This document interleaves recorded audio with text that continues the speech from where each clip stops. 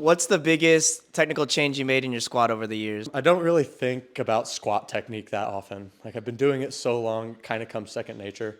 I think a lot of people overthink squat technique a lot. As long as you have like a decent squat technique, you keep your upper back tight. Like, that's the only cues I really give anyone, and that's all I really think about when squatting.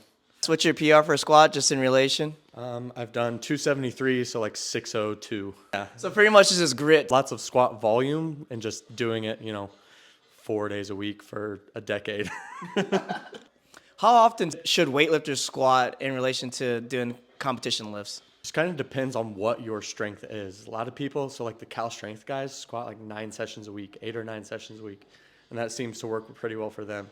When I squat that much, my knee tendonitis just is unbearable. Like even daily life, going up and down stairs, standing in the OR at work, like if I'm squatting that much, I can't do anything else outside of training without knee pain. So I've found for me, squatting 2 or 3 days a week works the best. Usually squat like Mondays, Wednesdays, and Saturdays.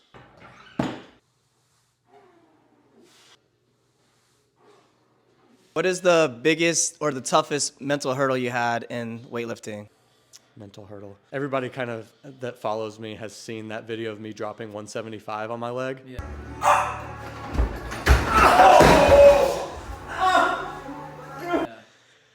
Getting back after that was really tough. Like it took me a long time to be confident with cleans. Anything over like 160 would kind of get in my head for a little while, especially if it didn't feel really light that day. I would get a little scared. So coming back from that took me like a year to be confident with cleans again. That was definitely the most challenging part about like continuing to train weightlifting. What it helped you get over those then? Continuing to train, like creeping closer to those numbers and practicing the numbers that are like in your head. It's like just like taking new PR attempts. Like the first time you take it, it's going to be a little scary. But if you can do a bunch of reps and be consistent, like within 5% of that number, your confidence with those PR attempts will go up. So basically just like patience over time and slow building it versus just trying to max out all the time. And not trying to rush back after that injury. Obviously I was stubborn and I could do power cleans pretty heavy after that, but getting down into a full squat where I dropped that bar on my leg it took me a while to get comfortable.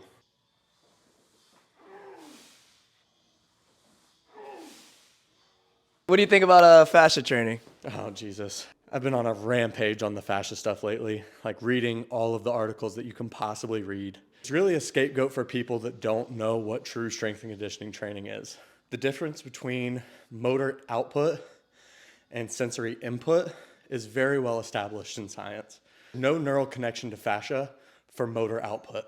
So when you're training strength and conditioning, like when you're trying to get stronger, part of it is your brain being able to recruit more motor units in your muscle belly. Your fascia doesn't have that. The neurology of your fascia only gives you a sensory perception of where your body is in space.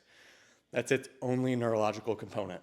So if you're trying to train fascia by using like stretching or positions or any of that stuff, it's all still CNS related. When you're training muscles, you're training motor units like for hypertrophy, right? Like you can build more muscle mass. You can't build more fascia. You can't make it contract harder. So these people that are going down the fascia rabbit hole just don't have enough general physiology education to be able to like interpret and analyze the information that they're getting and accurately apply it. They're all just following this trend, and hopefully it phases out because it like scientifically doesn't make sense. Like you can't train your fascia. So hopefully it dies out. All right, so I've been dealing with piriformis syndrome, or that's what I'm calling it at this point.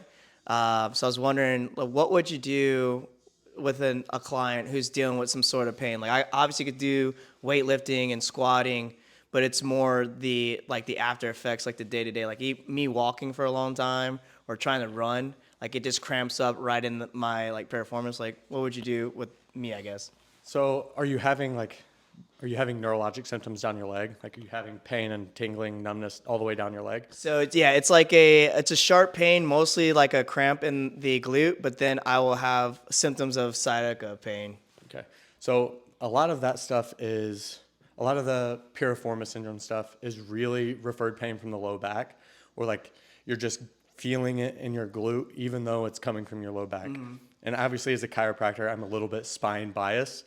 So we have to rule out the spine first, which there's some special tests that we can do, find direction of preference, just figure out what aggravates it really. Because the incidence of piriformis syndrome is actually pretty low in the literature. Most of it is referred pain from the spine. So ruling out the spine first, and then if it is actually a true piriformis syndrome, like nerve glides, soft tissue work, stretching your piriformis, doing all those things. And then, but the most important thing is load management from your training volume.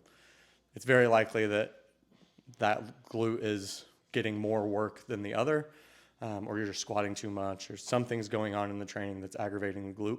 So if we can manage the load and find out where that pain's actually originating, that would be the good place to start, the best place to start.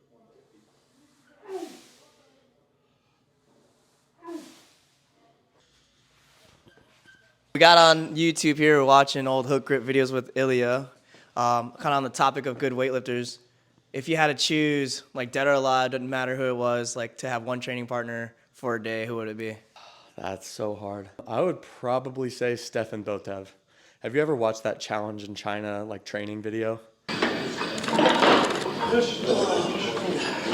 Iron Mind challenge in China training video is one of the most insane training sessions you'll ever see. He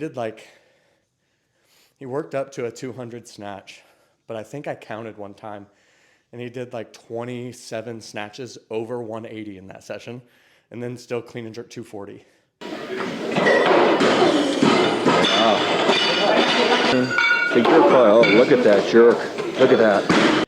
Which is like, that's so, and then squatted 300 after.